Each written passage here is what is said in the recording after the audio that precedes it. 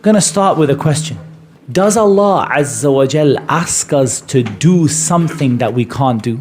Almost straight away, the answer is no. لا يكلف الله نفسا إلا وسعها. However, we heard in Surah At-Tahrim, Allah Azza wa Jal asks us and commands us to do something that is impossible for us to do. يا أيها الذين آمنوا قوا أنفسكم وأهليكم نارا. O you who believe, protect yourselves and your families from the fire. So here we need a principle.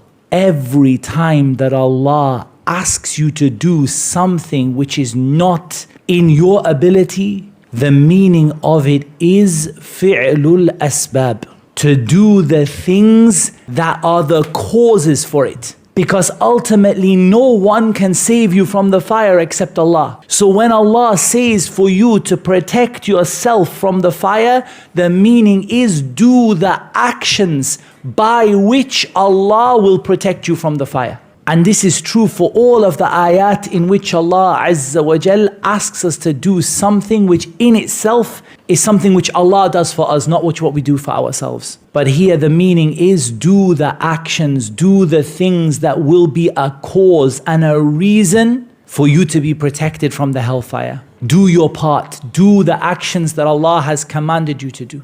And from this is the statement of the Prophet sallallahu alaihi wasallam, اتقوا النار ولو بشق تمرة أو كما قال صلى الله عليه وسلم. Protect yourselves from the fire, shield yourselves, because the word at-taqwa is to shield yourself from something that you fear or something you're scared of. Shield yourself from the hellfire even if it is only half a date. And this hadith indicates to us that a person might be saved from the fire of Jahannam because of half of a date he gave in charity or she gave in charity. Can't even put a cost on half a date. And look at how Allah Azza wa Jal began with the command, Ya ayyuhalladhina amanu, O you people of Iman. If you want to fulfill the conditions of Iman, the first person you have to save by doing the actions that will cause you to be saved is yourself. Before you look at anyone else, before you go out to give da'wah or to correct people, even your closest family, the first person that you have to correct is yourself. And that's because if a doctor wants to treat a patient, he has to himself be healthy. And he can't treat them with what will make him sick.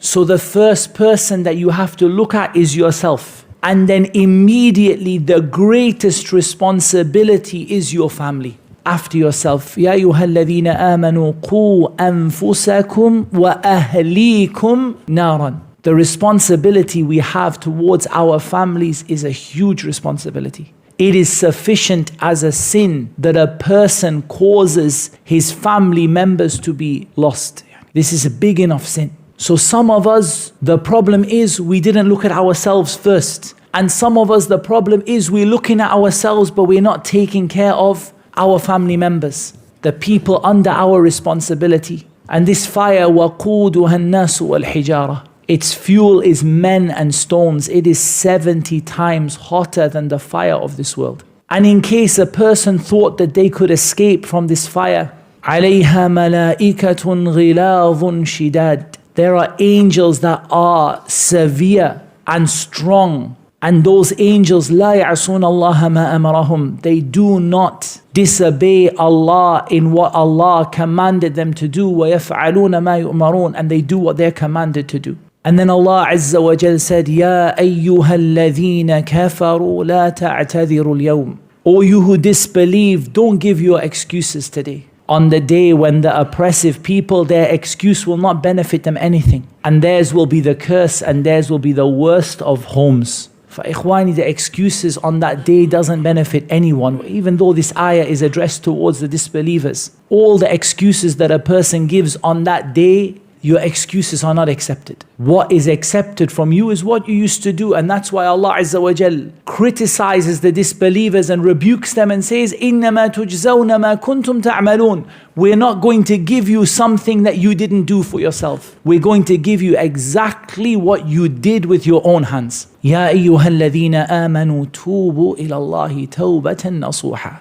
O you who believe, repent to Allah a tawbah that is nasuhah. Ikhwani, this word nasaha and an-nasih, what it means is al-khalis. An-nasuh is a sifa which has mubalagha in it. Yani extremely and totally pure. Tawbatan nasuha. Some of them said a tawbah which is shamila. It covers every kind of sin. The small sin and the big sin. The huge things a person has done and the smallest things a person has done. And it is completely and totally true. The word tawbah, ikhwani, it means to turn back. So it's as though you went on the road and you found that you took the wrong road. And after a while you realize this is not the road that I'm supposed to be on. So you turn yourself backwards and you go the other way. This is the meaning of tawbah. You realize that this road that I'm on, these sins, even if they're small, the Prophet ﷺ said, إِيَّاكُمْ وَمُحَقَّرَاتِ الذُّنُوبِ. Be careful, beware of the very small sins, the sins that people don't think of. فَإِنَّهَا يَجْتَمِعْنَا عَلَى الرَّجُلِ فَيُهْلِكْنَهُ أَوْ كَمَا قَالَ. Because they come together against a person and they destroy him. Tiny sins, just like we talked about in the beginning of the ayat, tiny good deeds, half a date. لا تحقرن من المعروف شيئا ولو أن تلقى أخاك بوجه طلق. Don't look down on even any good deed you do. Even if it is smiling at your brother, maybe a smile you'll smile at your brother will be the reason you're saved from the hellfire. And likewise, don't take the small sins easy. Something very small you do, it comes against you and something else and something else and something else until it destroys a person. So the tawbah that is nasuha, it is totally sincere. And a person really feels regret. They feel really sad about what they did. Even if it's small. Even if it's small. So if you bring these ayat together and you think about the fire, and you think about the angels over the fire and the severity of the fire and the fuel of the fire, so you feel sad for what you did that could lead you to it. And you realize there's no excuse. So you feel sorry for what you've done. And when you feel sorry for what you've done, you will intend that I don't want to do it again. And ikhwani, you will do it, some of it again, and I will do some of it again, because this is the nature of Bani Adam. Kullu Bani Adam khata wa khayrul khata'in at-tawwabun.